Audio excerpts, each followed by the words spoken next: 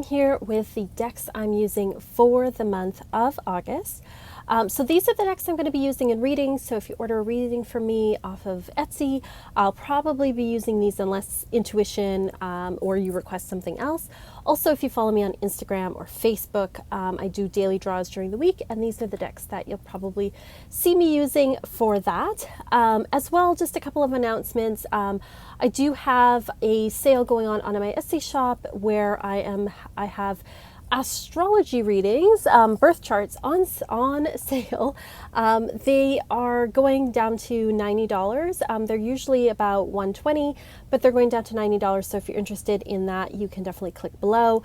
As well as on the Patreon this month, we're working with Shakti on aligning our chakras and working with our personal energy and letting our light shine out into the world. So if you're interested in joining us for that, you totally can.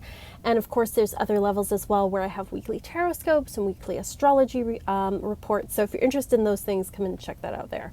But let's get on to what decks I'm using for the month of August. So first of all, the tarot deck that I'm using for the month is the Everyday Witch Tarot. This is one of my favorite decks. I love this deck so much. It came out, I think, like a couple of years ago, and it's so much fun. There's some shots there. That's the Page of Pentacles. I love the colors in this deck. I love this art style. I love all the colors there's going on, and I love the whimsy of this particular deck. You'll see the backs here. They've got like a cat, a broom, the stars and stuff. It's just, it's got that whimsical kind of, you know what, it makes me think of the 90s. It makes me think of like To Ride a Silver Broomstick by Silver Ravenwolf. And I was like in my 20s in the 90s, and, you know, it's getting into it, you know, just starting to get into witchcraft and all that kind of stuff in my late teens and early 20s.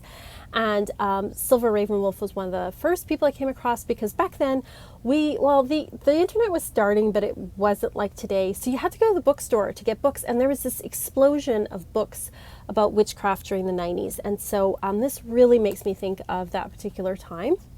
So I have a lot of nostalgia for it, that's for sure. I love like the animals. There's often like cats in the picture. There's usually like a black cat. There's often people with witches' hats. Not in this particular one, but there you've got a cat as well, a white cat sitting there. There's another one there. Love this sort of maiden mother crone vibe. You've got the cats in the background.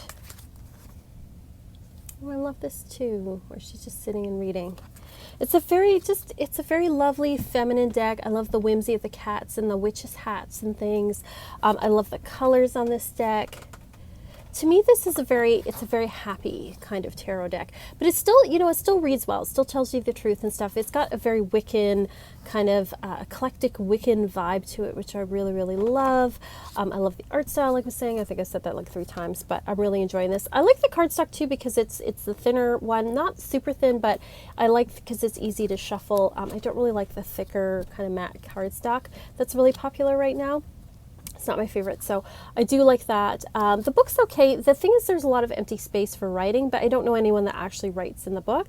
But the deck itself is really wonderful, and I love working with it. So I'm going to be using that for this month. Another deck that I'm using right now is the Rana George Lenormand. I was using it in July as well. This is kind of like my summer Lenormand deck. My only criticism of this deck is that the borders make this a little bit busy, but if you're used to reading Lenormand, you can still make out what the images are. I love the gold leaf on this, though. The gold on this is just beautiful. That one's pretty clear. It's a ship. We've got a couple of different women in this facing different ways, so I do like that as well. So you have a couple of options there. And same as if you're reading for someone who is in like a same-sex couple, you can pull out like the 2 men or the 2 women to read with. So I think that's really awesome as well. The fish. So yeah, I find the border a bit distracting, and yet at the same time, I really love the gold leaf. So, you know, half a dozen of one, 6 of the other, right? And there's the fox, the anchor, the stars. So yeah, it's really interesting. And then I love the back with the Hand of Fatima, I think it's called here, where it wards off the evil eye. So I really love that. And it's a nice homage to her heritage. And I bought, her book was the first book I bought about reading Lenormand, and she's definitely an expert on it. There's also a little book that comes with it as well. which I think is handy, but I think her big book is probably the best here. I do love too, I appreciate that the box has that magnetic closure and it's nice and sturdy, so it's easy to keep it in, so that's really good too. The next deck, as I bump things, is Blessed Bee Oracle by Lucy Cavendish and artwork by Jane Star Wells.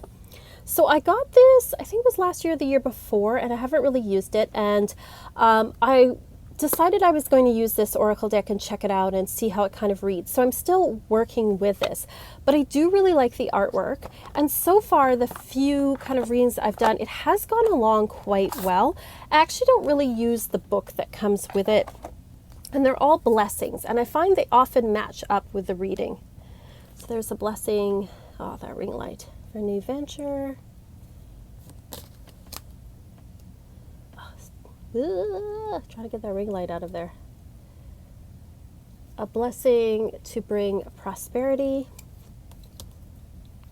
A blessing on a journey. A blessing of protection. I feel like this is the kind of deck where the artwork was probably made first and then they added these.